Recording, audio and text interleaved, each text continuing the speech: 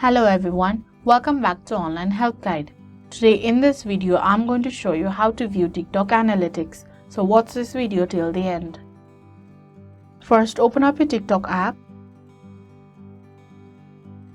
Then tap on Profile that is on the bottom right corner of your screen. Once you are on your profile, tap on three horizontal lines that is on the top right corner of your screen, also known as hamburger menu drawer.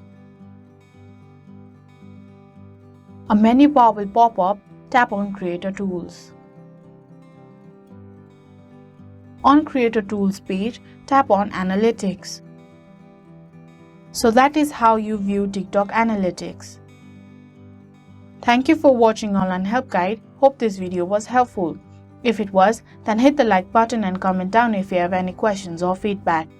Also, if you are new to our channel, subscribe and hit the bell icon on our channel so that you don't miss our upcoming videos.